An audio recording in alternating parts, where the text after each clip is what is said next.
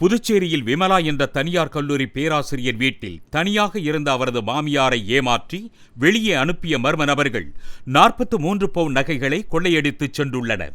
இதேபோன்று நாகர்கோவில் வடசேரியில் பகவதியப்பன் என்ற ஓய்வு பெற்ற இஸ்ரோ அறிவியலாளர் வீட்டில் ஆளில்லாத நேரத்தில் புகுந்த கொள்ளையர்கள் 12 லட்சம் ரூபாய் பணம் கொள்ளையடித்துள்ளனர்.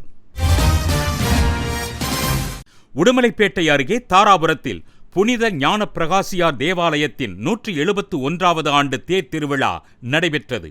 கண்கவர் வண்ண விளக்குகளால் அலங்கரிக்கப்பட்ட தேர்பவனி இசைக்கருவிகள் முழங்க உற்சாகமாக நடைபெற்றது.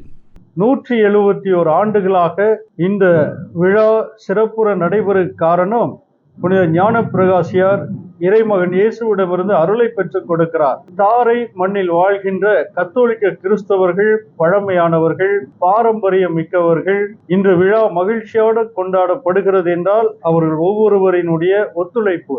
இந்த மகிழ்ச்சி, இந்த விழா தாரை மண்ணை சார்ந்தவர்களுக்கு மட்டுமல்ல, அனைத்து மதத்தை சார்ந்த சகோதர சகோதரிகளுக்கும் இந்த விழா அவர்களுக்கு அருள் பாலிக்கட்டும்.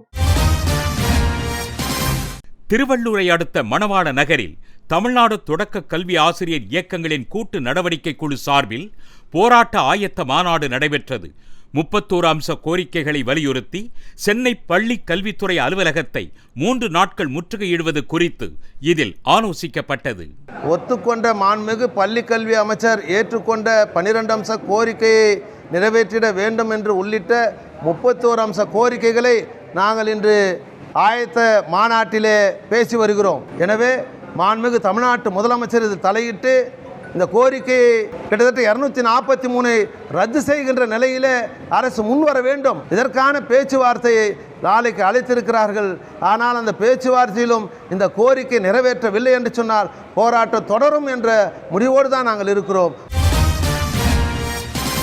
கொடைக்கானல், வட்டக்கானல் பகுதியில் உள்ள தனியார் தங்கும் விடுதிகளில் போதைப் பொருட்கள் புழங்குவதாக கிடைத்த தகவலின் பேரில் கோட்டாட்சியர் சிவராம் தலைமையில் அதிரடி ஆய்வு நடைபெற்றது. அப்போது போதைப் பொருட்கள் பயன்பாடு கண்டறியப்பட்ட தங்கும் விடுதிகள் மூடி முத்திரையிடப்பட்டன.